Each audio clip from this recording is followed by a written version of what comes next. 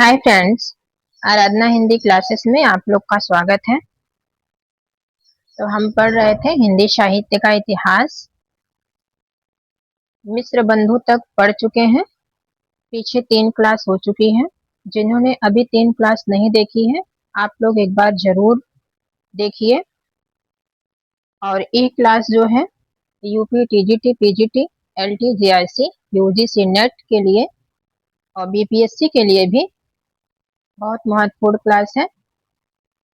एक बार आप लोग जरूर वीडियो को वॉच कीजिए। आज ये चौथी क्लास है हिंदी साहित्य का इतिहास का।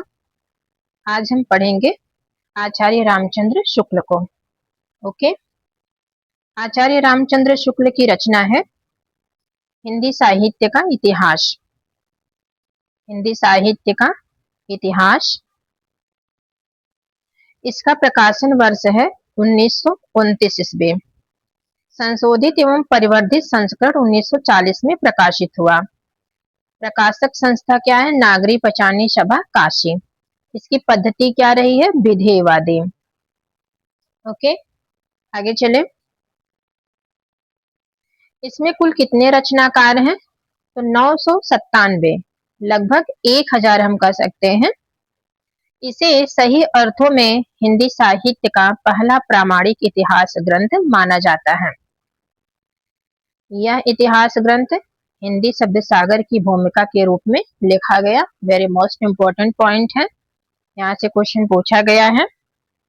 ठीक है, अगला पॉइंट है हिंदी शब्द सागर की भूमिका शुक्ल जी ने हिंदी साहित्य का विकास नाम से लिखे। हिंदी शब्द सागर की भूमिका आचार्य रामचंद्र शुक्ल ने किस नाम से लिखी? तो हिंदी साहित्य का विकास नाम से लिखी। इन्होंने हिंदी साहित्य के विकास क्रम को 4 युगों में बांटा है। इन्होंने अपभ्रंश की अंतिम अवस्था से हिंदी साहित्य का आविर्भाव माना है। अपभ्रंश की अंतिम अवस्था को प्राकृताभास हिंदी कहा है। मोस्ट इंपोर्टेंट पॉइंट है। आचार्य रामचंद्र शुक्ल ने मुंज या भोज को हिंदी का प्रथम कवि मानते हैं और चंद्रबरदाई को हिंदी का प्रथम महाकवि मानते हैं। कवियों के निरूपण में समालोचनात्मक पद्धति का प्रयोग किया गया है। इसमें प्रत्येक युग की आर्थिक, सामाजिक, साहित्यिक एवं सांस्कृतिक पृष्ठभूमियों की विवेचना भी की गई है। इसमें जो है युग एवं रचनाकारों की प्रवृत्तियों का विश्लेषण भी है और तुलनात्मक पद्धति का भी प्रयोग किया गया है। गौड़ रचनाकारों को फुटकल श्रेणी में रखा गया है। मोस्ट इंपोर्टेंट पॉइंट है, यहाँ से भी क्वेश्चन पूछ सकता है। आगे हम देखेंगे शुक्ल जी ने अपने इतिहास ग्रंथ के लिए निम्नलिखित स्रोतों का आधार ग्रहण किया है। वो स्रोत कौन कौन से हैं? तो मिस्र बंधु विनोद से लिया है इन्होंने। हिंदी कोविद रत्नमाला श्याम सुंदर दास की है। कविता कौमुदी राम नरेश त्रिपाठी। ब्रज माधुरी सार वियोगी हरि। आगे हम देखेंगे आचार्य रामचंद्र शुक्ल के कथन। मेरा उद्देश्य अपने साहित्य के इतिहास का सुव्यवस्थित ढांचा खड़ा करना था, कवि कीर्तन करना नहीं। ये कथन किसका है? आचार्य रामचंद्र शुक्ल ने कहा है।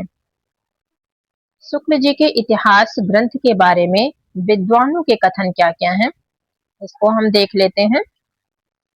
शुक्ल जी ने पहली बार इतिहास को इतिवृत्त की पिटारी से बाहर निकाला है। किसने कहा? हजारी प्रसाद द्विवेदी ने। अगला कथन है नए इतिहासकार के लिए शुक्ल की इतिहास ग्रंथ एक चुनौती है। ये कथन जो है बच्चन सिंह का है। अगला कथन है शुक्ल जी हिंदी साहित्य के प्रथम इतिहासकार हैं जो साहित्य की पारंपरिक इतिहास लेखन की पद्धति को बदलकर एक ऐसी शैली का विकास करते हैं जो कवि वृत्ति परिचय जैसी कथित इतिहास लेखन की सीमाओं को उजागर कर एक वैज्ञानिक आलोचनात्मक दृष्टिकोण को उजागर करती है। ये कथन किसका है? डॉक्टर नगेंद्र का। आचार्य रामचंद्र शुक्ल के इतिहास ग्रंथ में कुल कितने प्रकरण हैं? तो 7 प्रकरण हैं। ठीक है, आगे हम देखेंगे राम कुमार वर्मा को। राम कुमार वर्मा की रचना है हिंदी साहित्य का आलोचनात्मक इतिहास। इसका प्रकाशन वर्ष 1938 ईस्वी में हुआ। पद्धति क्या है? आलोचनात्मक पद्धति। यह इतिहास ग्रंथ नागपुर विश्वविद्यालय के शोध प्रबंध के रूप में लिखा गया। यह अधूरा इतिहास ग्रंथ है। इसमें 693 ईस्वी से लेकर 1693 ईस्वी तक का ही विवरण है, यानी आदिकाल से भक्ति काल तक कह सकते हैं। इसमें भी कितने प्रकरण हैं? 7 प्रकरण हैं। पहला प्रकरण है संधि काल और दूसरा प्रकरण है चारण काल, तीसरा प्रकरण है भक्ति काल की अनुक्रमणिका, चौथा प्रकरण है भक्ति काल, पांचवा प्रकरण है प्रेम काव्य और छठा प्रकरण है राम काव्य, सातवां प्रकरण है कृष्ण काव्य। ठीक है, आगे हम देखेंगे राम कुमार वर्मा ने हिंदी साहित्य के विकास को 5 युगों में बांटा है। मोस्ट इम्पोर्टेंट पॉइंट है, राम कुमार वर्मा ने हिंदी साहित्य के विकास को कितने युगों में बांटा है? तो 5 युगों में बांटा है। स्वयंभू को हिंदी का प्रथम कवि मानते हैं। आचार्य रामचंद्र शुक्ल जो है मुंजिया भोज को हिंदी का प्रथम कवि मानते हैं और राम कुमार वर्मा स्वयंभू को हिंदी का प्रथम कवि मानते हैं। क्लियर यहाँ तक? चलिए आगे हम देखते हैं हजारी प्रसाद द्विवेदी को। हजारी प्रसाद द्विवेदी क्या कहते हैं? इन्होंने इतिहास लेखन में साहित्यिक सामाजिक पद्धति का सहारा लिया है। इनकी रचनाएं हैं हिंदी साहित्य की भूमिका 1940 ईस्वी में है, हिंदी साहित्य उद्भव और विकास 1952 ईस्वी में, हिंदी साहित्य का आदिकाल 1952 ईस्वी में। इन्होंने शुक्ल जी के वीरगाथा काल को क्या कहा है? आदिकाल कहा है। ठीक है,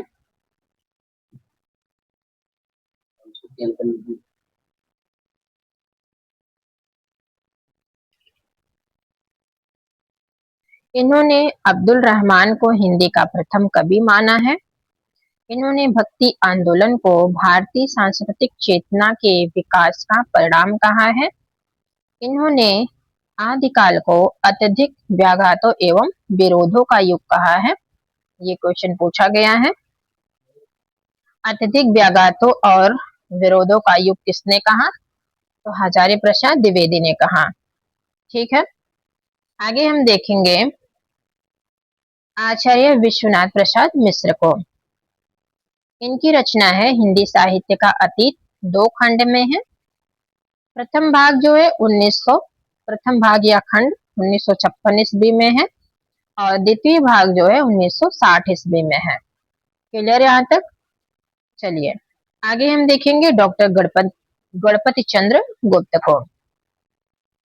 गणपति चंद्र गुप्त की रचना है हिंदी साहित्य का वैज्ञानिक इतिहास, 2 खंड में है।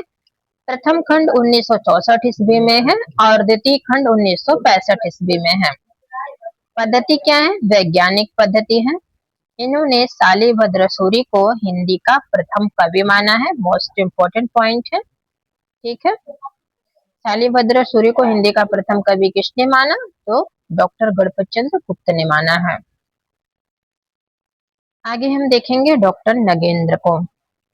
डॉक्टर नगेंद्र जो है ये एक संपादक है, मूल इतिहासकार नहीं है। इनकी रचना है हिंदी साहित्य का बृहद इतिहास, 1973 ईस्वी में है। इसमें कितने खंड हैं? 10 खंड हैं। ठीक है, तो आज के लिए इतना ही।